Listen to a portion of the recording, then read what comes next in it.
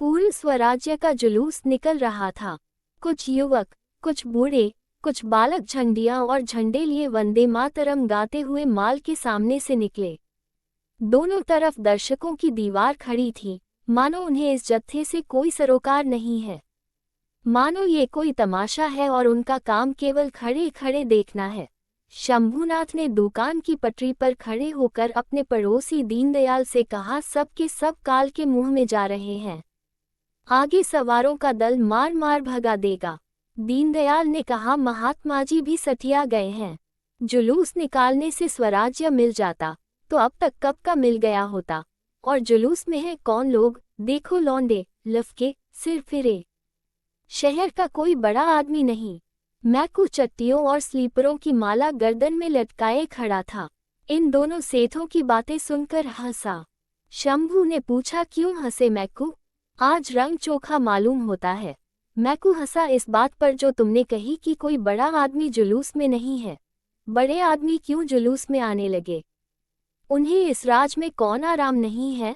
बंगलों और महलों में रहते हैं, मोटरों पर घूमते हैं, साहबों के साथ दावतें खाते हैं, कौन तकलीफ है? मर तो हम लोग रहे हैं जिन्हें रोटियों का ठिकाना नहीं।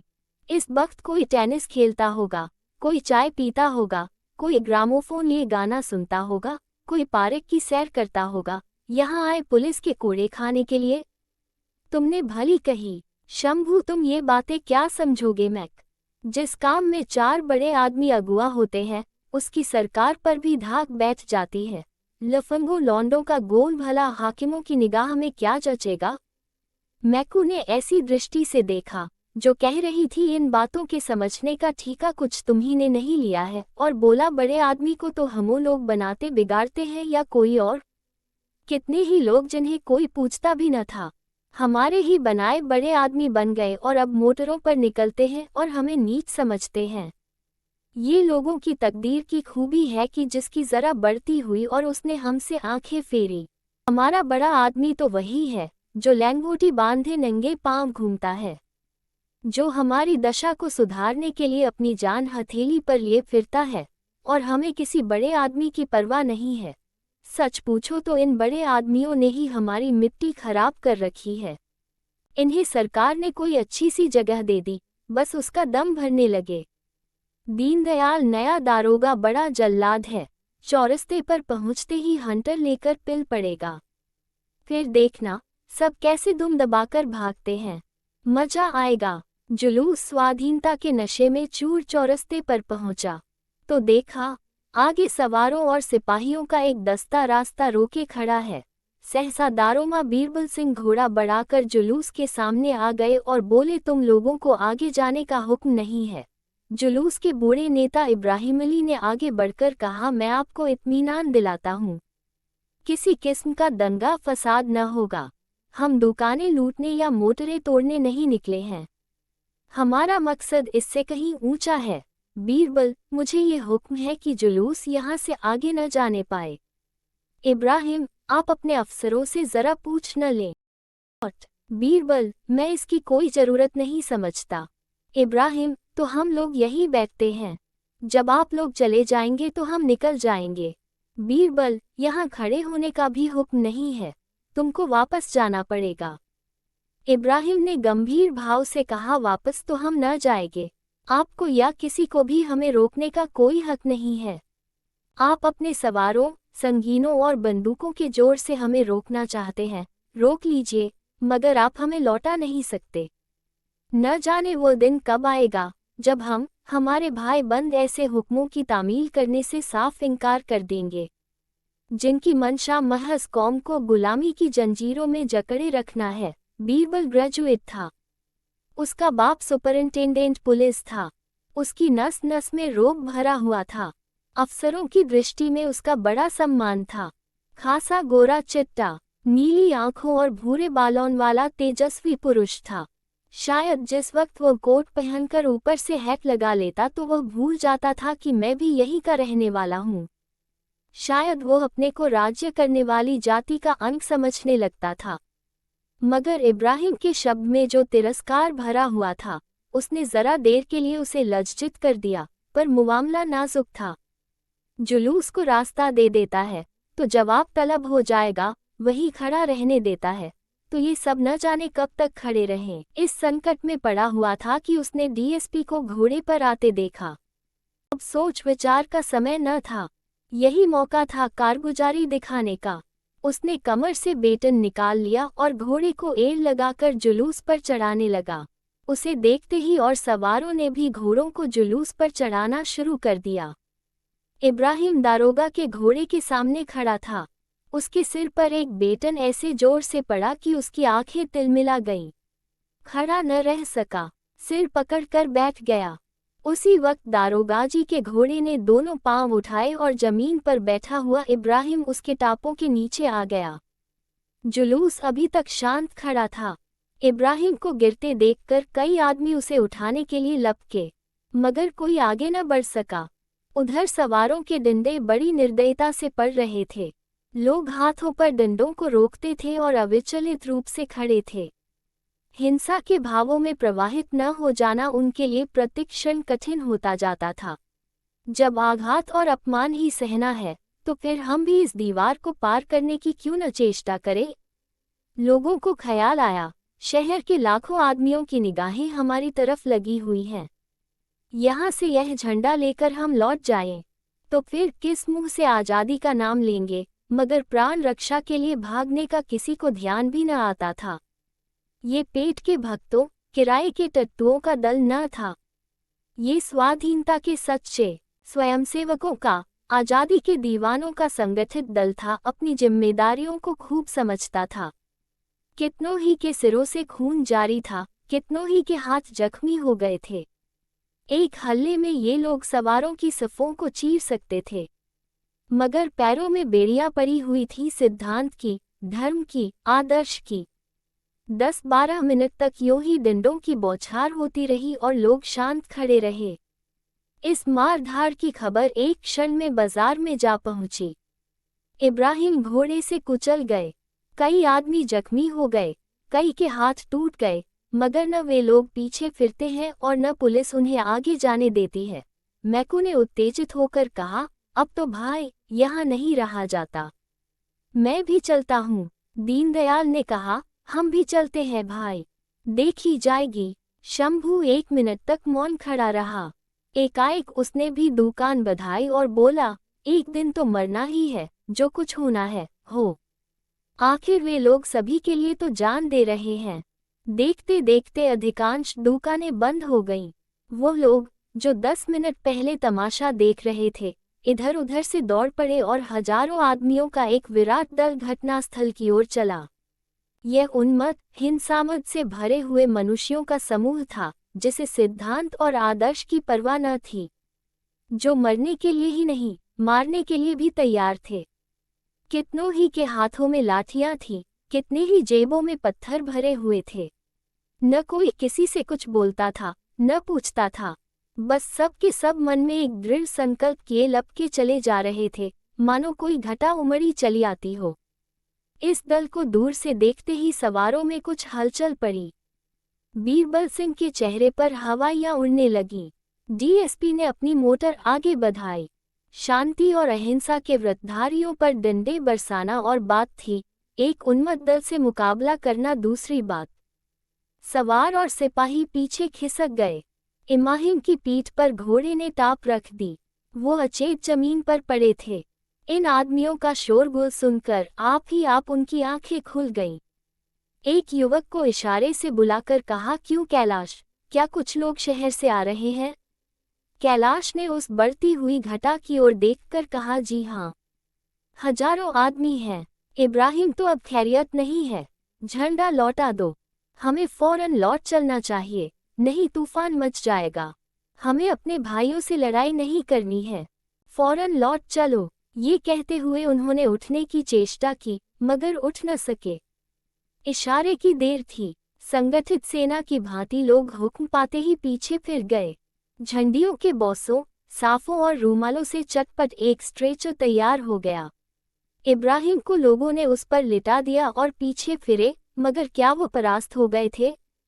अगर कुछ लोगों को उन्हें परास्त मानने में ही संतोष हो, तो हो, लेकिन वास्तव में उन्होंने एक युगांतरकारी विजय प्राप्त की थी। वे जानते थे, हमारा संघर्ष अपने ही भाइयों से है, जिनके हित परिस्थितियों के कारण हमारे हितों से भिन्न है। हमें उनसे वैर नहीं करना है। फिर वो ये भी नहीं चाहते थे कि शहर में लूट और दंगे का बाजार गर्म हो जाए और हमारे धर्मयुद्ध का अंत लूटी हुई दुकानें और टूटे हुए सिर हो।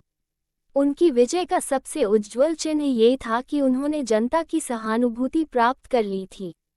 वही लोग जो पहले उन पर हंसते थे, उनका धैर्य और साहस देखकर उनको सहायता के लिए निकल पड़े थे। मनोवृत्ति का ये परिवर्तन ही हमारी असली विजय है। हमें किसी से लड़ाई करने की जरूरत नहीं। हमारा उद्देश्य केवल जनता की सहानुभूति प्राप्त करना है, उसकी मनोवृत्तियों को बदल देना है। जिस दिन हम इस लक्ष्य पर पहुंच जाएंगे, उसी दिन स्वराज्य सूर्य उदय होगा। 3 दिन गुजर गए थे। बीरबल सिंह अपने कमरे में बैठे चाय पी रहे थे और उनकी पत्नी मिथुन बाई शिशु को गोद में लिए सामने खड़ी थी।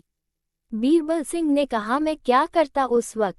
पीछे डीएसपी खड़ा था। अगर उन्हें रास्ता दे देता तो अपनी जान मुसीबत में फंसती। मिथुन बाई ने सिर हिलाकर कहा, तुम कम से कम इतना तो कर ही सकते थे कि उन पर डंडे न चलाने देते। तुम्हारा काम आदमियों पर डंडे चलाना है? तुम ज्यादा से ज्यादा उन्हें रोक सकते थे। कल को तुम्हें अपराधियों को बेत लगाने का काम दिया जाए तो शायद तुम्हें बड़ा आनंद आएगा, क्यों? बीरबल सिंह ने खिसियाकर कहा, तुम तो बात नहीं समझती हो। मिथुन बाई, मैं खूब समझती हूँ। डीएसपी पीछे खड़ा था। तुमने सोचा होगा, ऐसी कारगुजारी दिखाने का अवसर शायद फिर कभी मिले या न मिले। क्या तुम समझते हो, उस दल में कोई भला आदमी न था? उसमें कितने आदमी ऐसे थे जो तुम्हारे जैसों को नौकर रख सकते हैं? विद्या में तो शायद अधिकांश तुमसे बड़े हुए होंगे, मगर तुम उन पर डंडे चला रहे थे और उन्हें घोड़े से कुचल रहे थे। वाह री जवान मदो! बीरबल ने बेहयाई की हंसी के साथ कहा, डीएसपी ने मेरा नाम नोट कर लिया है। सच?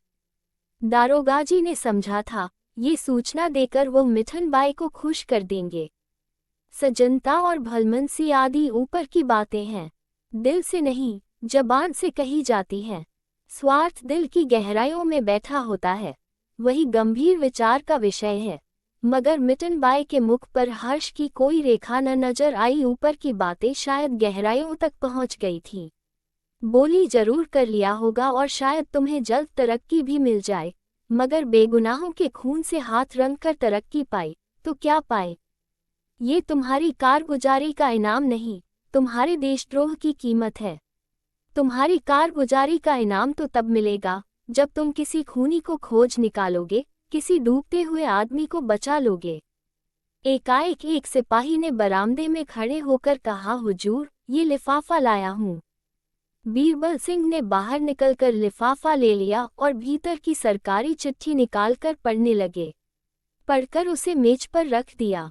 मिथुन ने पूछा, क्या तरक्की का परवाना आ गया? बीरबल सिंह ने झेपकर कहा, तुम तो बनाती हो। आज फिर कोई जुलूस निकलने वाला है, मुझे उसके साथ रहने का हुक्म हुआ है। मिथुन, फिर तो तुम्हारी चांदी है, तैयार हो जाओ। आज फिर वैसे ही शिकार मिलेंगे। खूब बका हाथ दिखाना। डीएसपी अभी जरूर जाएंगे। अब कि तुम इंस्पेक्टर हो जानोगे। सच? बीरबल सिंह ने माथा सिकोड़कर कहा, कभी कभी तुम बेसिर पैर की बातें करने लगती हो। मान लो मैं जाकर चुपचाप खड़ा रहूं तो क्या नतीजा होगा? मैं नालायक समझा जाऊंगा और मेरी जगह कोई दूसरा आदमी भेज दिया जाएगा। कहीं शुबहा हो गया कि मुझे स्वराज्यवादियों से सहानुभूति है तो कहीं का न रहूंगा। अगर बर्खास्त न हुआ तो लैंड की हाजिरी तो हो ही जाएगी। आदमी जिस दुनिया में रहता है उसी का चलन देखकर काम करता है। मैं बुद्धिमान न सही, पर इतना जानता हूं कि ये लोग देश और जाति का उद्धार करने के लिए ही कोशिश कर रहे हैं। ये भी जानता हूं कि सरकार इस ख्याल को कुचल डालना चाहती है। ऐसा गधा नहीं हूं कि गुलामी की जिंदगी पर गर्व करूं, लेकिन परिस्थिति से मजबूर हूं। बाजे की आवाज कानों में आई। बीरबल सिंह ने बाहर जाकर पूछा, मालूम हुआ स्वराज्य वालों का जुलूस पा रहा है। चटपट वर्दी पहनी, साफा बांधा और जेब में पिस्तौल रखकर बाहर आए।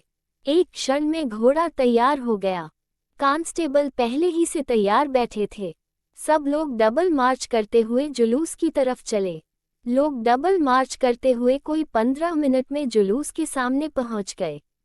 इन लोगों को देखते ही अगणित कंठों से वंदे मातरम की एक ध्वनि निकली, मानो मेघमंडल में गर्जन का शब्द हुआ हो। फिर सन्नाटा छा गया। उस जुलूस में और इस जुलूस में कितना अंतर था। वो स्वराज्य के उत्सव का जुलूस था। यह एक शहीद के मातम का।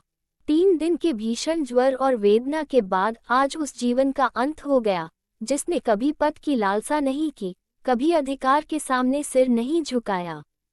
उन्होंने मरते समय वसीयत की थी कि मेरी लाश को गंगा में नहलाकर दफन किया जाए और मेरे मजार पर स्वराज्य का झंडा खड़ा किया जाए। उनके मरने का समाचार फैलते ही सारे शहर पर मातम का पर्दा सा पड़ गया। जो सुनता था एक बार इस तरह चौंक पड़ता था जैसे उसे गोली लग गई हो और तुरंत उनके दर्शनों के लिए भागता था। सारे बाजार बंद हो गए। इक्कों और टांगों का कहीं पता न था, जैसे शहर लुट गया हो। देखते देखते सारा शहर उमड़ पड़ा। जिस वक्त जनाजा उठा, 1,00,000-1,25,000 आदमी साथ थे। कोई आंख ऐसी न थी जो आंसुओं से लाल न हो। बीरबल सिंह अपने कांस्टेबलों और सवारों को 5-5 गज के फासले पर जुलूस के साथ चलने का हुक्म देकर खुद पीछे चले गए।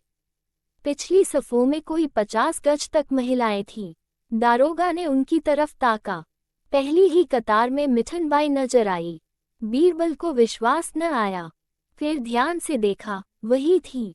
मिठन ने उनकी तरफ एक बार देखा और आंखें फेर ली, पर उनकी एक चितवन में कुछ ऐसा धिक्कार, कुछ ऐसी लज्जा, कुछ ऐसी व्यथा, कुछ ऐसी घृणा भरी हुई थी कि बीरबल सिंह की देह में सिर से पांव तक सनसनी सी दौड़ गई। वो अपनी दृष्टि में कभी इतने हल्के, इतने दुर्बल, इतने जलील न हुए थे। सहसा एक युवती ने दारोगाजी की तरफ देखकर कहा, कोतवाल साहब, कहीं हम लोगों पर डंडे न चला दीजिएगा। आपको देखकर भय हो रहा है। दूसरी बोली, आप ही के कोई भाई तो थे जिन्होंने उस दिन माल के चौरस्ते पर इस वीर पुरुष पर आघात किए थे। मिथुन ने कहा, आपके कोई भाई न थे, आप खुद थे। बीमियों के मुंहों से आवाजें निकली, अच्छा, यह वही महाशय हैं? महाशय, आपको नमस्कार है। यह आप ही की कृपा का फल है कि आज हम भी आपके डंडे के दर्शनों के लिए आ खड़ी हुई हैं।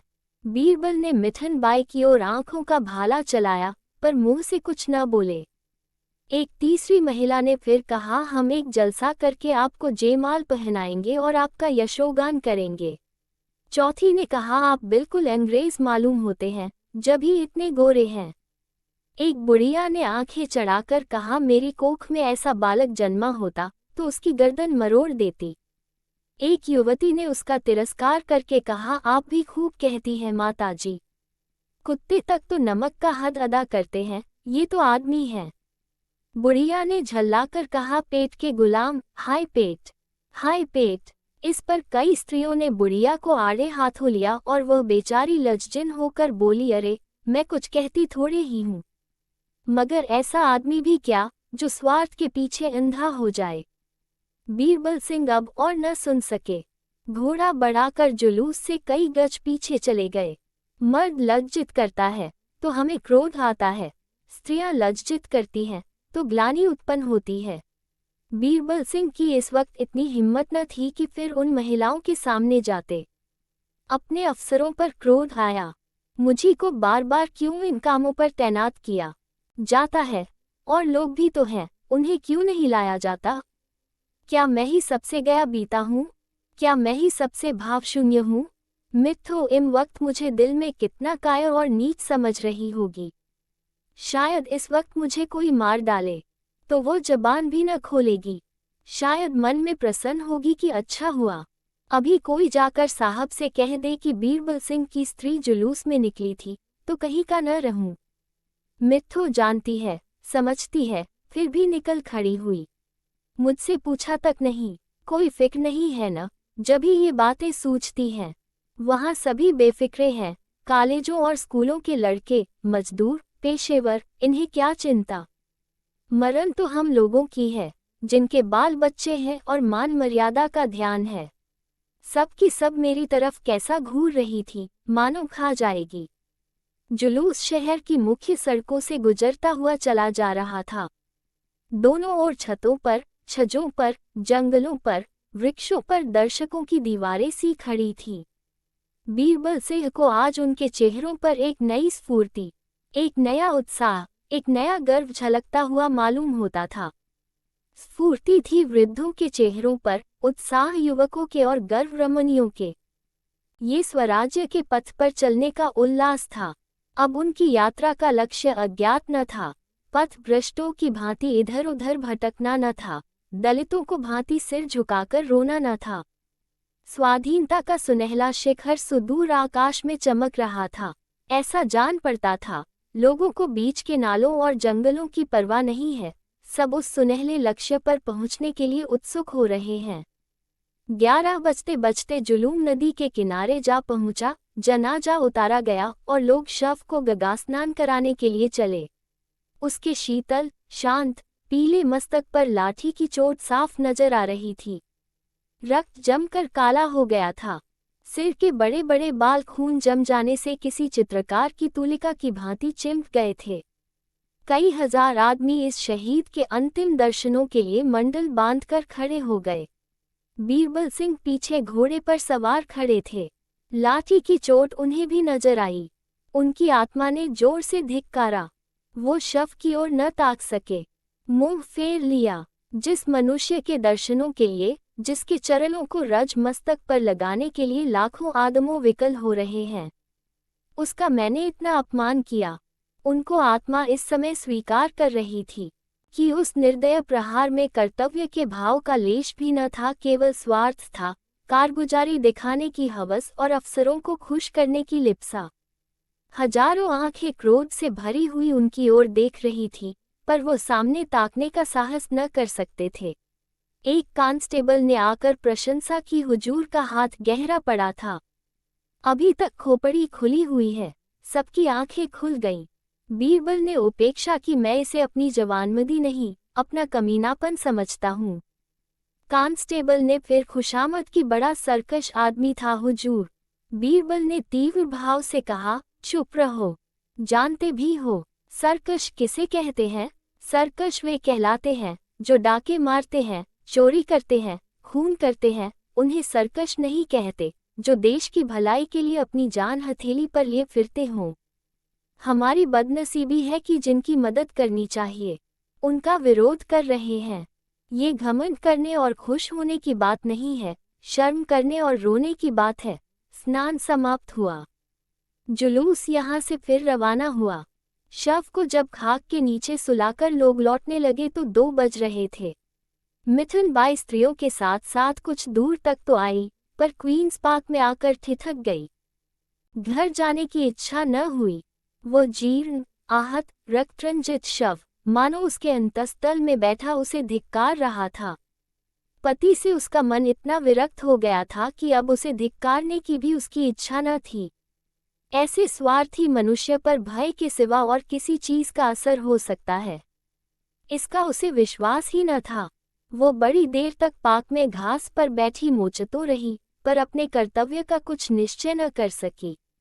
मैके जा सकती थी, किंतु वहां से महीने 2 महीने में फिर इसी घर में आना पड़ेगा। नहीं, मैं किसी की आश्रित न बनूंगी। क्या मैं अपने गुजर बसर को नहीं कमा सकती? उसने स्वयं भौती भांति की कठिनाइयों की कल्पना की, पर आज उसको आत्मा में न जाने इतना बल कहाँ से आ गया था। इन कल्पनाओं का ध्यान में लाना ही उसे अपनी कमजोरी मालूम हुई। सहसा उसे इब्राहिम अली की वृद्धा विधवा का ख्याल आया। उसने सुना था उनके लड़के वाले नहीं हैं, बेचारी अकेली बैठी रो रही होंगी, कोई तसल्ली देने वाला भी पास न होगा। वो उनके मकान की ओर चली। पता उसने पहले ही अपने साथ की औरतों से पूछ लिया था। वो दिल में सोचती जाती थी, मैं उनसे कैसे मिलूंगी, उनसे क्या कहूँगी, उन्हें किन शब्दों में समझाऊंगी। इन्हीं विचारों में डूबी हुई वो इब्राहिम अली के घर पर पहुंच गई। मकान एक गली में था, साफ सुथरा, लेकिन द्वार पर हसरत बरस रही थी। उसने धड़कते हुए हृदय से अंदर कदम रखा। सामने बरामदे में एक खाट पर वह वृद्धा बैठी हुई थी, जिसके पति ने आज स्वाधीनता की वेदी पर अपना बलिदान दिया था। उसके सामने सादे कपड़े पहने एक युवक खड़ा, आंखों में आंसू भरे, वृद्धा से कुछ बातें कर रहा था। मिथुन उस युवक को देखकर चौंक पड़ी। वह बीरबल सिंह थे। उसने क्रोधमय आश्चर्य से पूछा, तुम यहाँ कैसे आए? बीरबल सिंह ने कहा, उसी तरह जैसे तुम आई, अपने अपराध क्षमा कराने आया हूँ। मिथुन के गोरे मुखड़े पर आज गर्व, उल्लास और प्रेम की जो उज्ज्वल विभूति नजर आई, वह अकथनीय थी। ऐसा जान पड़ा मानो उसके जन्म जन्मांतर के क्लेश मिट गए हैं, वो चिंता और माया के बंधनों से मुक्त हो गई है। बूढ़ी काकी बुढ़ापा अक्सर बचपन का दौर एहसानी हुआ करता है। बूढ़ी काकी में जायका के सिवा कोई हिस्स बाकी न थी और न अपनी शिकायतों की तरफ मुखातिब करने का, रोने के सिवा कोई दूसरा जरिया। आंखें हाथ पैर सब जवाब दे चुके थे।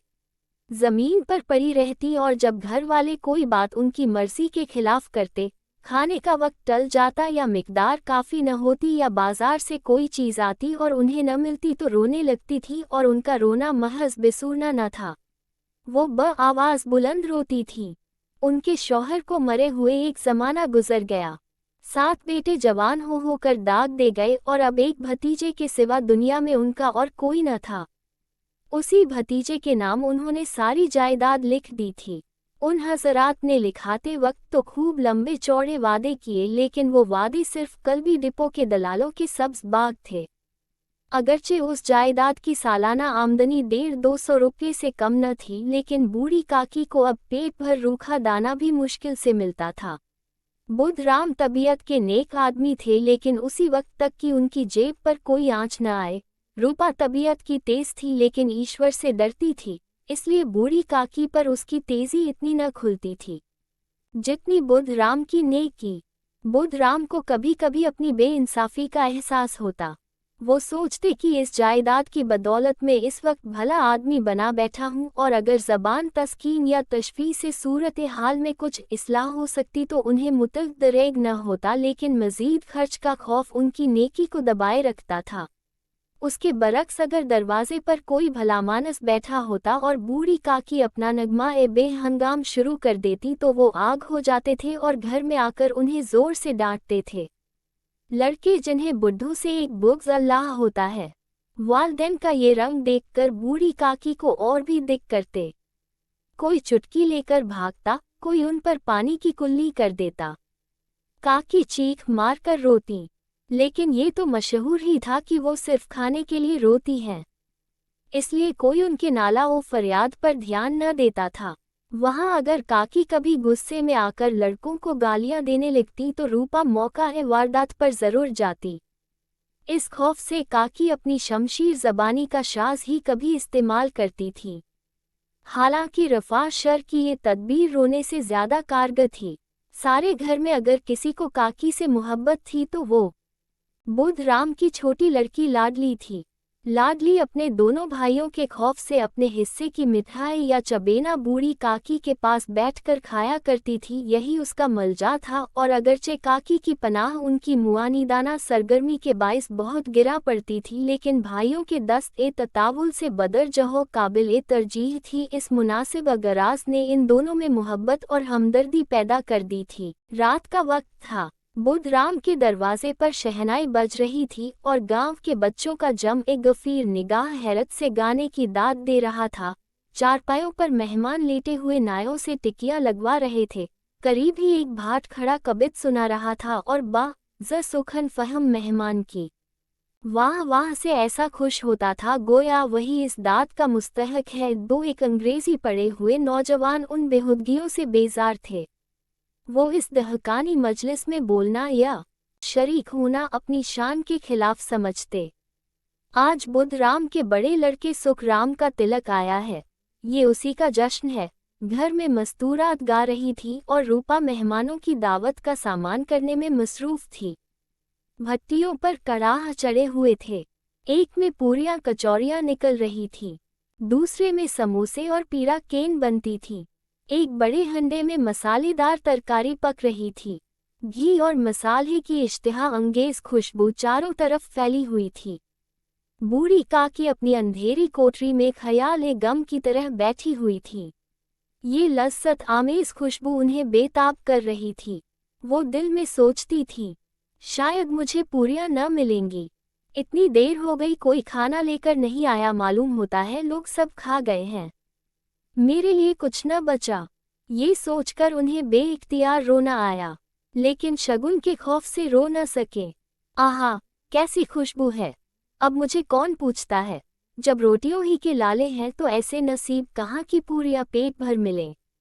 ये सोचकर उन्हें फिर बेइख्तियार रोना आया। कलेजे में एक हूक सी उठने लगी, लेकिन रूपा के खौफ से उन्होंने फिर जब्त किया। बूढ़ी काकी देर तक इन्हीं अफसोसनाक ख्यालों में डूबी रही। घी और मसाले की खुशबू रह रहकर दिल को आपे से बाहर किए देती थी। मुंह में पानी भर भर आता था। पूरियों का जायका याद करके दिल में गुदगुदी होने लगती थी। किसे पुकारूं? आज लाडली भी नहीं आई। दोनों लौंडे रोज दिख किया करते हैं, आज उनका भी कहीं पता नहीं। कुछ मालूम होता कि क्या बन रहा है। बूढ़ी काकी की चश्मे ख्याल में पूरियों की तस्वीर नाचने लगी। खूब लाल लाल फूली फूली नर्म नर्म होंगी। एक पूरी मिलती तो जरा हाथ में लेकर देखती, क्यों न चलकर कड़ाह के सामने ही बैठूं। पूरियां छन छन करके कड़ाह में तैरती होंगी। कड़ाह से गर्मा गर्म निकलकर कठोते में रखी जाती होंगी। फूल हम घर में भी सूंघ सकते हैं, लेकिन सैरे बाग का कुछ और ही लुत्फ है। इस तरह फैसला करके बूढ़ी काकी उकड़ू बैठकर हाथों के बल खिसकती हुई बमुश्किल तमाम चौखट से उतरी और धीरे धीरे रेंगती हुई कड़ाहों के पास जा बैठी। रूपा उस वक्त एक सरासींगी की हालत में कभी इस कमरे में जाती, कभी उस कमरे में, कभी कड़ाह के पास, कभी कोठे पर। किसी ने बाहर से आकर कहा, महाराज ठंडाई मांग रहे हैं। ठंडाई देने लगी। इतने में फिर किसी ने आकर कहा, भाट आया है, उसे कुछ दे दो। भाट के लिए सीधा निकाल रही थी कि एक तीसरे आदमी ने आकर पूछा कि अभी खाना तैयार होने में कितनी देर है, जरा ढोल मजीरा उतार दो। बेचारी अकेली औरत चारों तरफ दौड़ते दौड़ते हैरान हो रही थी, झुंझलाती थी, कुर्ती थी, पर गुस्सा बाहर निकलने का मौका न पाया था। खौफ होता था कहीं पड़ोसने ये न कहने लगे कि इतने ही में उबल पड़ी। प्यास से खुद उसका हल्क सूखा जाता था। गर्मी के मारे फोकी जाती थी, लेकिन इतनी फुर्सत कहाँ कि जरा पानी पी ले या पंखा लेकर झले। ये भी अंदेशा था कि जरा निगाह पलटी और चीजों की लूट मची। इस कश्मकश के आलम में उसने बूढ़ी काकी को कड़ाह के पास बैठे देखा तो जल गई। गुस्सा न रुक सका, ये ख्याल न रहा कि पड़ोसिने बैठी हुई हैं। दिल में क्या कहेंगी, मर्दाने में लोग सुनेंगे तो क्या कहेंगे। जैसे मेढक केचुए पर झपटता है, उसी तरह वो बूढ़ी काकी पर झपटी और उन्हें दोनों हाथों से झंझोड़कर बोली, ऐसे पेट में आग लगे। पेट है कि आग का कुंड है। कोठरी में बैठते क्या दम घुटता था। अभी मेहमानों ने नहीं खाया, देवताओं का भोग तक नहीं लगा, तब तक सब्र न हो सका। आकर छाती पर सवार हो गई। नोच ऐसी जीभ दिन भर खाती न रहती तो न जाने किसकी हांडी में मुंह डालती। गांव देखेगा तो कहेगा कि बुढ़िया भर पेट खाने को नहीं पाती, तभी तो इस तरह बौखलाए फिरती है। इस ख्याल से उसका गुस्सा और भी तेज हो गया। डायन मरे न मांझा छोड़े, नाम बेचने पर लगी है, नाक कटवा के दम लेगी। इतना ठूसती है, जाने कहाँ भस्म हो जाता है। ले भला चाहती हो तो जाकर कोठरी में बैठो, जब घर के लोग लगे तो तुम्हें भी मिलेगा। तुम कोई देवी नहीं हो कि चाहे किसी के मुंह में पानी तक न जाए, लेकिन पहले तुम्हारी पूजा कर दे। बूढ़ी काकी ने सर न उठाया, न रोई न बोली, चुपचाप रेंगती हुई वहां से अपने कमरे में चली गई। सदमा ऐसा सख्त था कि दिलो दिमाग की सारी कुव्वतें, सारे जज्बात, सारी हिजियात इस तरफ रुजू हो गई थी। जैसे नदी में जब करार का कोई बड़ा टुकड़ा कट कर गिरता है तो आसपास का पानी चारों तरफ से सिमटकर उस खला को पूरा करने के लिए दौड़ता है। खाना तैयार हो गया, आंगन में पत्तल पड़ गए, मेहमान खाने लगे। औरतों ने ज्योनार गाना शुरू किया। मेहमानों के नाए और खिदमतगार भी इस जमात के साथ पर जरा हट कर खाने बैठे हुए थे, लेकिन आदाब मजलिस के मुताबिक जब तक सब के सब खाना चुके कोई उठ न सकता था। दो एक मेहमान जो जरा तालीम याफ्ता थे खिदमतगारों की परखोरी पर झुंझल रहे थे। वो इस कैद को बेमानी व मुहम्मद समझते थे। बूढ़ी काकी अपनी कोठरी में जाकर पछता रही थी कि कहाँ से कहाँ गई। उन्हें रूपा पर गुस्सा नहीं था, अपनी उजलत पर अफसोस था। सच तो है जब तक मेहमान खा न चुकेंगे, घर वाले कैसे खाएंगे। मुझसे इतनी देर भी न रहा गया, सबके सामने पानी उतर गया। अब जब तक कि कोई न बुलाने आएगा न जाऊंगी। दिल में ये फैसला करके वो खामोशी से बुलावे का इंतजार करने लगी, लेकिन घी की मरगूब खुशबू बहुत सब्र आजमा साबित हो रही थी। उन्हें एक एक लम्हा एक एक घंटा मालूम होता था अब पत्तल बिछ गए होंगे, अब मेहमान आ गए होंगे। लोग हाथ पैर धो रहे हैं, नाय पानी दे रहा है। मालूम होता है लोग खाने पर बैठ गए। ज्योनार गाया जा रहा है। ये सोचकर बहाने के लिए लेट गई और धीरे धीरे गुनगुनाने लगी। उन्हें मालूम हुआ कि मुझे गाते बहुत देर हो गई। क्या इतनी देर तक लोग खा ही रहे होंगे? किसी की बोल चाल सुनाई नहीं देती। जरूर लोग खा पी के चले गए, मुझे कोई बुलाने नहीं आया। रूपा चिढ़ गई है क्या जाने कि न बुलाए। सोचती हो कि आप ही आएंगी, कोई मेहमान नहीं कि बुला कर लाऊं। बूढ़ी काकी चलने के लिए तैयार हुई। ये यकीन कि अब एक लम्हे में पूरियां और मसालेदार तरकारियां सामने आएंगी और उनके हुस्न जायका को गुदगुदाने लगा। उन्होंने दिल में तरह तरह के मंसूबे बांधे। पहले तरकारी से पूरियां खाऊंगी, फिर दही और शक्कर से। कचौरियां रायते के साथ मज़ेदार मालूम होंगी। चाहे कोई बुरा माने या भला, मैं तो मांग मांग कर खाऊंगी। यही न लोग कहेंगे इन्हें लिहाज नहीं है कहा करें। इतने दिनों के बाद पूरियां मिल रही है तो मुंह झूठा करके थोड़े ही उठाऊंगी। वो उकड़ू बैठकर हाथों के बल खिसकती हुई आंगन में आई। मगर वाय किस्मत, इश्तियाक ने अपनी पुरानी आदत के मुताबिक वक्त का गलत अंदाजा किया था। मेहमानों की जमात अभी बैठी हुई थी। कोई खाकर उंगलियां चाटता था और कनखियों से देखता था कि और लोग भी खा रहे या नहीं। कोई इस फिक्र में था कि तेल पर पूरियां छूटी जाती हैं, काश किसी तरह उन्हें अंदर रख लेता। कोई दही खाकर जबान चटखारता था, लेकिन दूसरा शकूर अलिफ मांगते हुए शर्माता था कि इतने में बूढ़ी काकी रेंगती हुई उनके बीच में जा पहुंची। कई आदमी चौंक कर उठ खड़े हुए। आवाजें आईं, अरे ये कौन बुढ़िया है, देखो किसी को छू मत ले। पंडित बुधराम काकी को देखते ही गुस्से से तिलमिला गए। पूरियों के थाल लिए खड़े थे, थाल को जमीन पर पटक दिया और जिस तरह बेरहम साहूकार अपने किसी नादिहद मगरूर असामी को देखते ही झपट कर उसका टैटुआ लेता है, उसी तरह लपक कर उन्होंने बूढ़ी काकी के दोनों शाने पकड़े और घसीटते हुए लाकर उन्हें उस अंधेरी कोठरी में धम से गिरा दिया। आरजुओं का सब्ज बाग लू के एक झोंके में वीरान हो गया। मेहमानों ने खाना खाया, घरवालों ने खाया, बाजे वाले, धोबी, चमार भी खा चुके, लेकिन बूढ़ी काकी को किसी ने न पूछा। बुधराम व रूपा दोनों ही उन्हें उनकी बेहयाई की सजा देने का तस्फिया कर चुके थे। उनके बुढ़ापे पर, बेकसी पर, फुतूरे अक्ल पर किसी को तरस नहीं आता था। अकेली लाडली उनके लिए कुढ़ रही थी। लाडली को काकी से बहुत उन्स था। बेचारी भोली सीधी लड़की थी, तिफलाना शौकी और शरारत की उसमें बू तक न थी। दोनों बार जब उसकी माँ और बाप ने काकी को बेरहमी से घसीटा तो लाडली का कलेजा बैठ कर रह गया। वो झुंझल रही थी कि ये लोग काकी को क्यों बहुत सी पूरियां नहीं दे देते। क्या मेहमान सबकी सब थोड़े ही खा जाएंगे, और अगर काकी ने मेहमानों से पहले ही खा लिया तो क्या बिगड़ जाएगा। वो काकी के पास जाकर उन्हें तसल्ली देना चाहती थी, लेकिन माँ के खौफ से न जाती थी। उसने अपने हिस्से की पूरियां मुतल्क न खाई थी, अपनी गुड़ियों की पिटारी में बंद कर रखी थी। वो ये पूरियां काकी के पास ले जाना चाहती थी। उसका दिल बेकरार हो रहा था। बूढ़ी काकी मेरी आवाज़ सुनते ही उठ बैठेगी, पूरियां देखकर कैसी खुश होंगी, मुझे खूब प्यार करेगी। रात के 11 बज चुके थे। रूपा आंगन पड़ी सो रही थी। लाडली की आंखों में नींद न आती थी। काकी को पूरियां खिलाने की खुशी उसे सोने न देती थी। उसने गुड़ियों की पिटारी सामने ही रखी। जब उसे यकीन हो गया कि अम्मा गाफिल सो रही हैं तो वो चुपके से उठी और सोचने लगी कि कैसे चलूं। चारों तरफ अंधेरा था, सिर्फ चूल्हों में आग चमक रही थी और चूल्हों के पास एक कुत्ता लेटा हुआ था। लाडली की निगाह दरवाजा वाले नीम के दरख्त की तरफ गई। उसे मालूम हुआ कि उस पर हनुमान जी बैठे हुए हैं। उनकी दुम, उनकी गदा सब साफ नजर आती थी। मारे खौफ के उसने आंखें बंद कर ली। इतने में कुत्ता उठ बैठा। लाडली को ढारस हुई। कई सोते हुए आदमियों की बनिस्बत एक जागता हुआ कुत्ता उसके लिए ज्यादा तकवीयत का बाइस हुआ।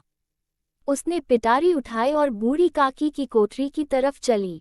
बूढ़ी काकी को महज इतना याद था कि किसी ने मेरे शाने पकड़े। फिर उन्हें ऐसा मालूम हुआ जैसे कोई पहाड़ पर उड़ाए लिए जाता है। उनके पैर बार बार पत्थरों से टकराए। तब किसी ने उन्हें पहाड़ पर से पटक दिया।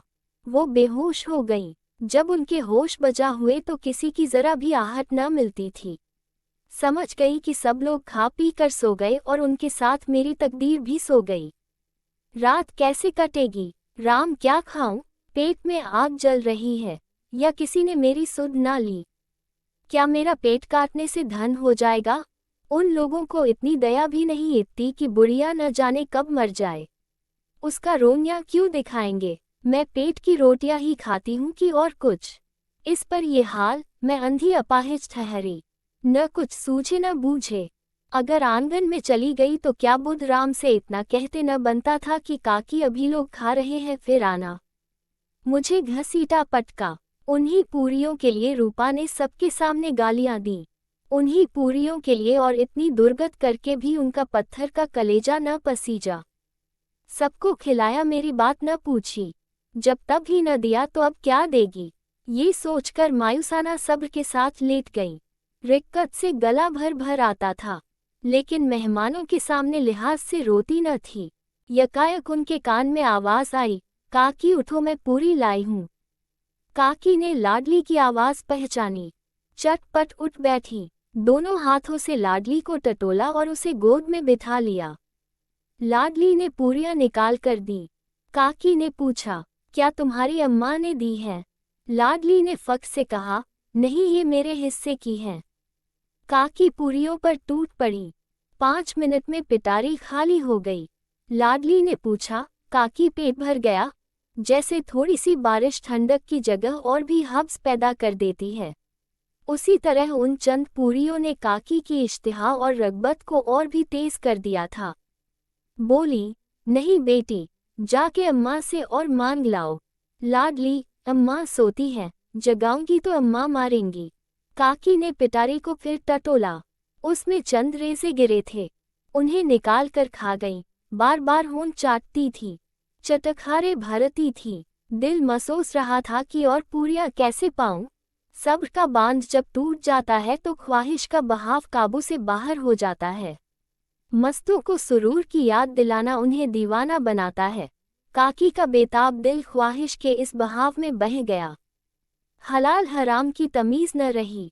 वो कुछ देर तक इस ख्वाहिश को रोकती है। यकायक लाडली से बोली, मेरा हाथ पकड़कर वहां ले चलो जहां मेहमानों ने बैठकर खाना खाया था। लाडली उनका मंशा न समझ सकी। उसने काकी का हाथ पकड़ा और उन्हें लाकर झूठे पत्तलों के पास बिठा दिया और गरीब भूख की मारी फातिरुल अक्ल बुढ़िया पत्तलों से पूरियों के टुकड़े चुन चुन कर खाने लगी। वही कितना लजीज था। सालन कितना मज़ेदार, कचौरियाँ कितनी सलोनी, समोसे कितने खस्ता और नर्म। काकी फुतूरे अक्ल के बावजूद जानती थी कि मैं वो कर रही हूँ जो मुझे न करना चाहिए। मैं दूसरों के झूठे पत्तल चाट रही हूँ। लेकिन बुढ़ापे की हिर्स मर्ज का आखिरी दौर है, जब सारे हवास एक ही मर्कज़ पर आकर जमा हो जाते हैं। बूढ़ी काकी में ये मर्कज़ उनका हुस्न ए ज़ायका था। एन उसी वक्त रूपा की आंख खुली। उसे मालूम हुआ कि लाडली मेरे पास नहीं है। चूंकि चारपाई के इधर उधर ताकने लगी कि कहीं लड़की नीचे तो नहीं गिर पड़ी। उसे वहां न पाकर वो उठ बैठी तो क्या देखती है कि लाडली छोटे पत्तलों के पास चुपचाप खड़ी है और बूढ़ी काकी पत्तलों पर से पूरियों के टुकड़े उठा उठा कर खा रही है।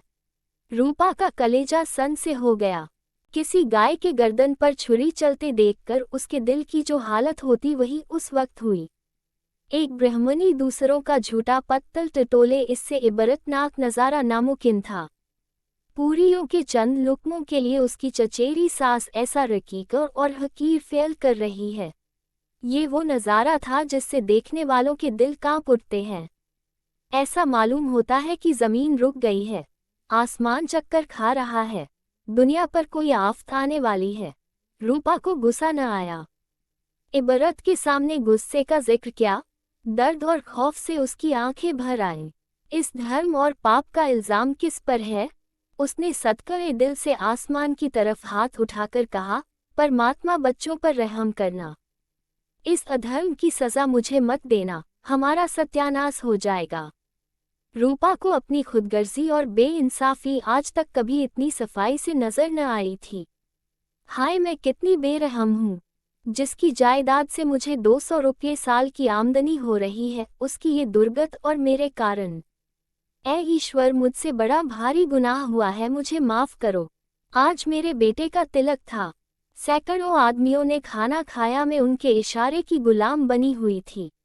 अपने नाम के लिए, अपनी बड़ाई के लिए सैकड़ों रुपये खर्च कर दिए, लेकिन जिसकी बदौलत हज़ारों रुपये खाए, उसे इस तकरीब के दिन भी पेट भरकर खाना न दे सकी।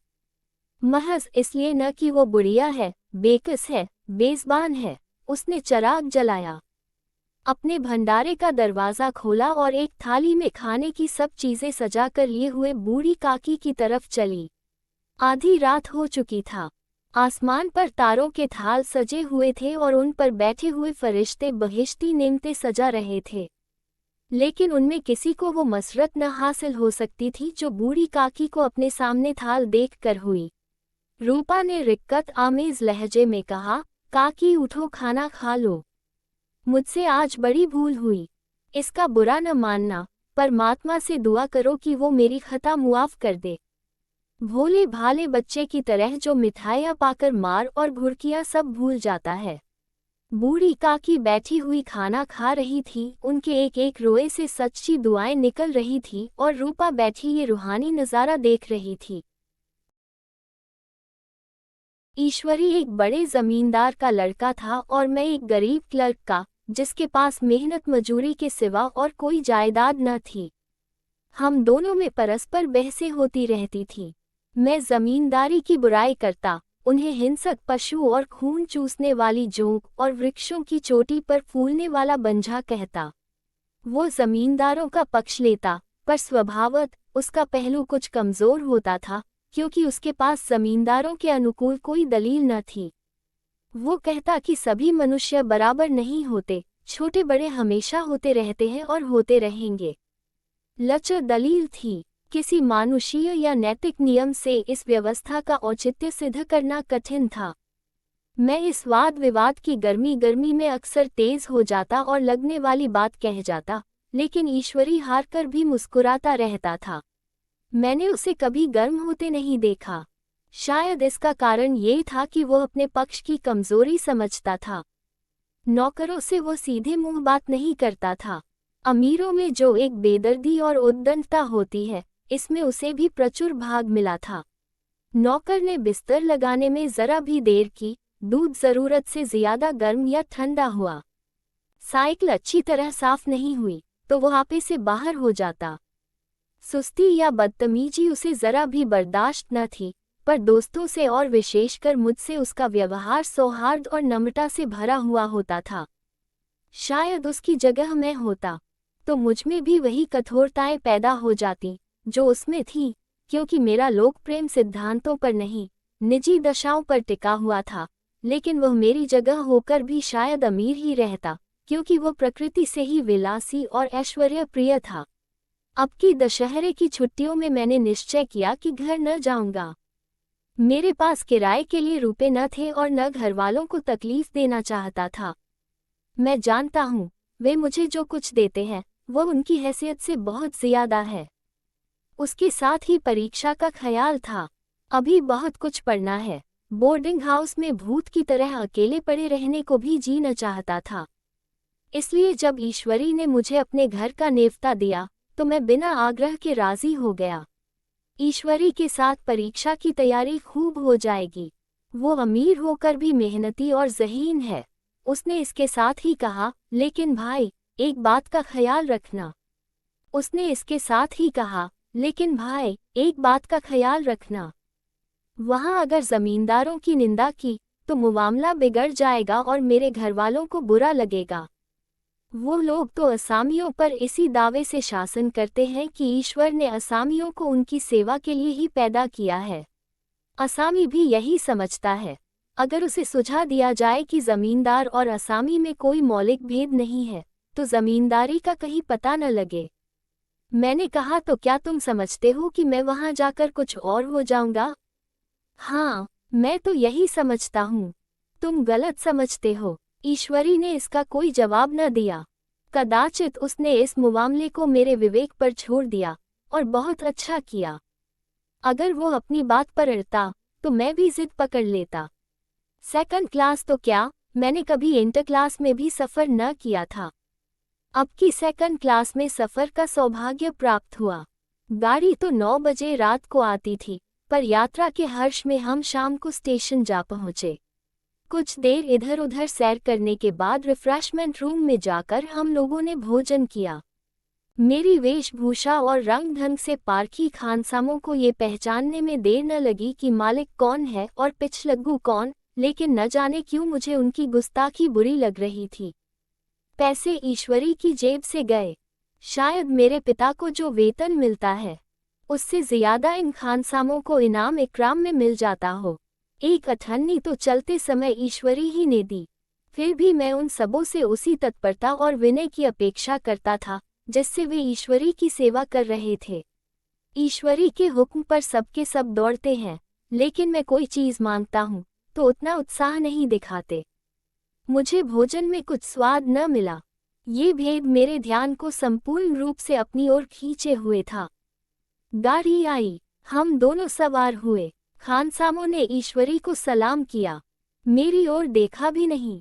ईश्वरी ने कहा, कितने तमीज़दार हैं ये सब। एक हमारे नौकर है कि कोई काम करने का ढंग नहीं।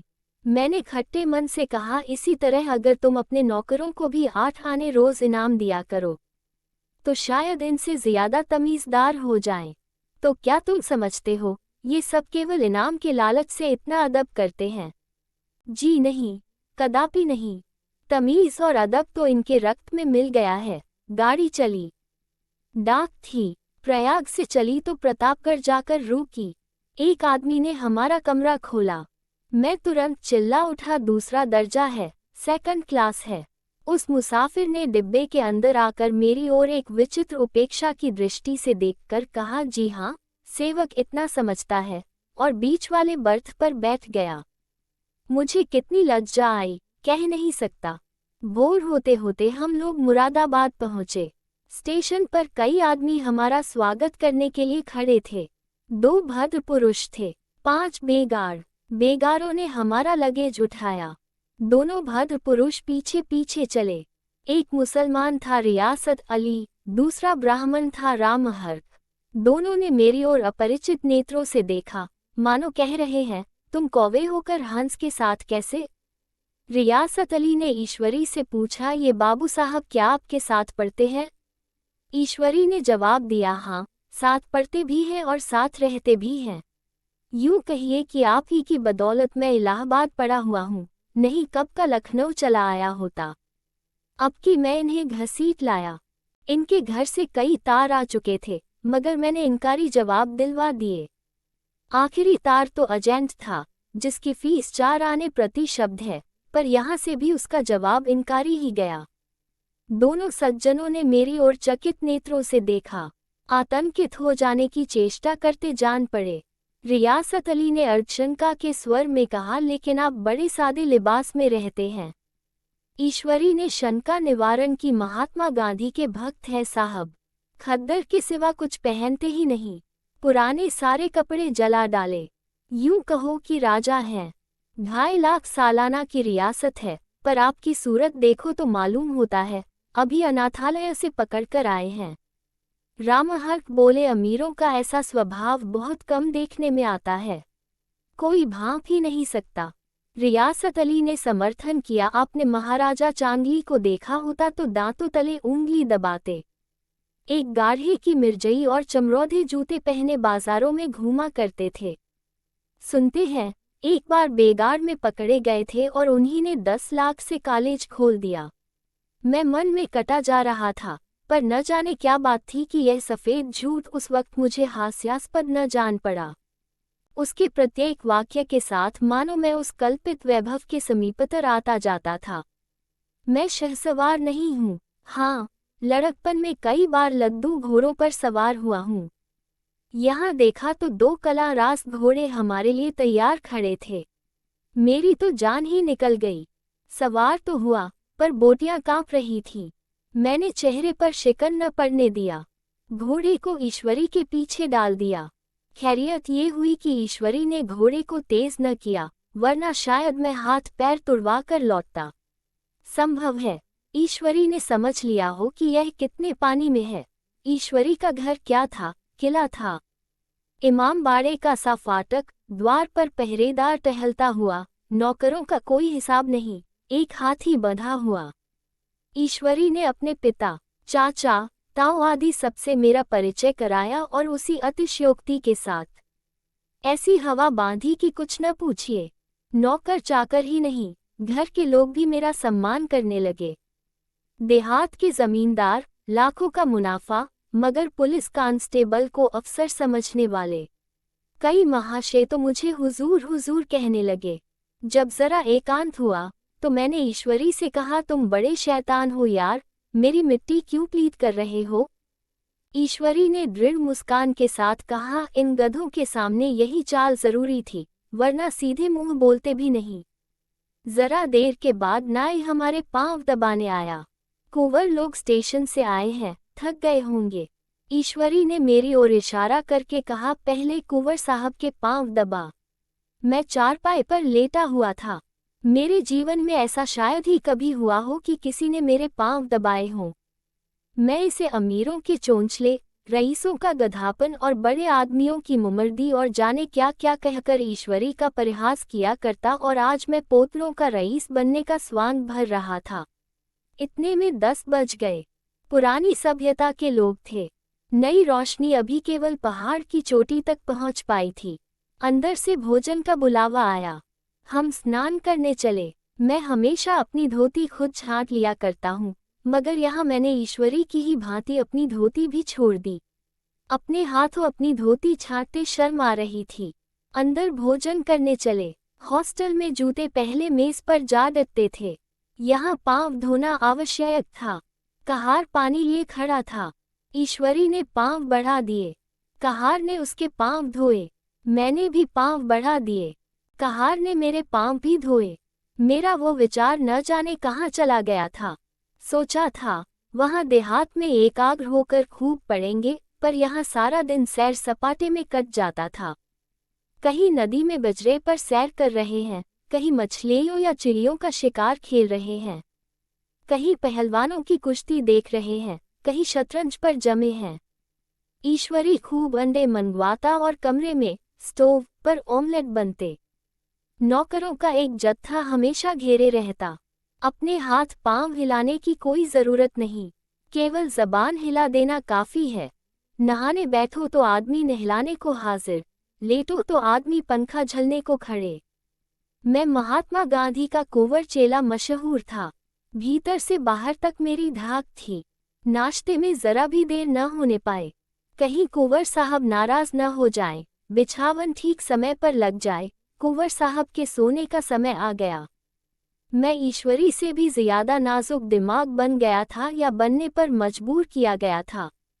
ईश्वरी अपने हाथ से बिस्तर बिछा ले, लेकिन कुंवर मेहमान अपने हाथों से कैसे अपना बिछावन बिछा सकते हैं?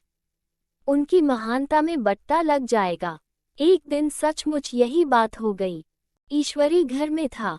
शायद अपनी माता से कुछ बातचीत करने में देर हो गई। यहाँ 10 बज गए। मेरी आंखें नींद से झपक रही थी, मगर बिस्तर कैसे लगाऊं? कुंवर जो ठहरा। कोई 11:30 बजे महरा आया।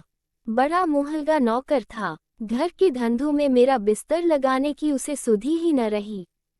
अब जो याद आई तो भागा हुआ आया। मैंने ऐसी डांट बताई कि उसने भी याद किया होगा। ईश्वरी मेरी डांट सुनकर बाहर निकल आया और बोला, तुमने बहुत अच्छा किया। ये सब हरामखोर इसी व्यवहार के योग्य हैं। इसी तरह ईश्वरी एक दिन एक जगह दावत में गया हुआ था। शाम हो गई, मगर लैंप मेज पर रखा हुआ था। दियासलाई भी थी, लेकिन ईश्वरी खुद कभी लैंप नहीं जलाता था। फिर कुंवर साहब कैसे जलाएं? मैं झुंझला रहा था। समाचार पत्र आया रखा हुआ था। जी उधर लगा हुआ था, पर लैंप नदारद। दैवयोग से उसी वक्त मुंशी रियासत अली आ निकले। मैं उन्हीं पर उबल पड़ा। ऐसी फटकार बताई कि बेचारा उल्लू हो गया। तुम लोगों को इतनी फिक्र भी नहीं कि लैंप तो जलवा दो। मालूम नहीं ऐसे कामचोर आदमियों का यहाँ कैसे गुजर होता है। मेरे यहाँ घंटे भर निर्वाह न हो। रियासत अली ने कांपते हुए हाथों से लैंप जला दिया। वहाँ एक ठाकुर अक्सर आया करता था। कुछ मन चला आदमी था, महात्मा गांधी का परम भक्त। मुझे महात्मा जी का चेला समझकर मेरा बड़ा लिहाज करता था, पर मुझसे कुछ पूछते संकोच करता था। एक दिन मुझे अकेला देखकर आया और हाथ बांधकर बोला, सरकार तो गांधी बाबा के चेले हैं न? लोग कहते हैं कि यहाँ स्वराज्य हो जाएगा तो जमींदार न रहेंगे। मैंने शान जमाए, जमींदारों के रहने की जरूरत ही क्या है? ये लोग गरीबों का खून चूसने के सिवा और क्या करते हैं? ठाकुर ने फिर पूछा, तो क्यों सरकार, सब जमींदारों की जमीन छीन ली जाएगी? मैंने कहा, बहुत से लोग तो खुशी से दे देंगे।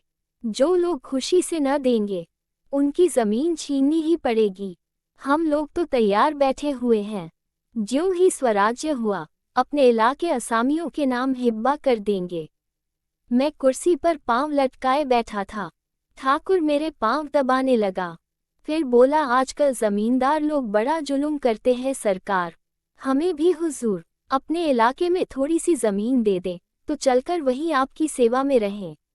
मैंने कहा, अभी तो मेरा कोई इख्तियार नहीं है भाई, लेकिन ज्यों ही इख्तियार मिला मैं सबसे पहले तुम्हें बुलाऊंगा। तुम्हें मोटर ड्राइवरी सिखाकर अपना ड्राइवर बना लूंगा। सुना? उस दिन ठाकुर ने खूब भंग पी और अपनी स्त्री को खूब पीटा और गांव के महाजन से लड़ने पर तैयार हो गया। छुट्टी इस तरह तमाम हुई और हम फिर प्रयाग चले। गांव के बहुत से लोग हम लोगों को पहुंचाने आए। ठाकुर तो हमारे साथ स्टेशन तक आया। मैंने भी अपना पाठ खूब सफाई से खेला और अपनी कुबेरोचित विनय और देवत्व की मुहर हर एक हृदय पर लगा दी। जी तो चाहता था हर एक नौकर को अच्छा इनाम दूं, लेकिन वो सामर्थ्य कहाँ थी। वापसी टिकट था ही, केवल गाड़ी में बैठना था, पर गाड़ी आई तो ठसाठस भरी हुई। दुर्गा पूजा की छुट्टियां भोगकर सभी लोग लौट रहे थे। सेकंड क्लास में तिल रखने की जगह नहीं। इंटर क्लास की हालत उससे भी बदतर। यह आखिरी गाड़ी थी, किसी तरह रुक न सकते थे। बड़ी मुश्किल से तीसरे दर्जे में जगह मिली। हमारे ऐश्वर्य ने वहां अपना रंग जमा लिया, मगर मुझे उसमें बैठना बुरा लग रहा था। आए थे आराम से लेटे लेटे, जा रहे थे सिकुड़े हुए। पहलू बदलने की भी जगह न थी। कई आदमी पढ़े लिखे भी थे। वे आपस में अंग्रेजी राज्य की तारीफ करते जा रहे थे। एक महाशय बोले, ऐसा न्याय तो किसी राज्य में नहीं देखा।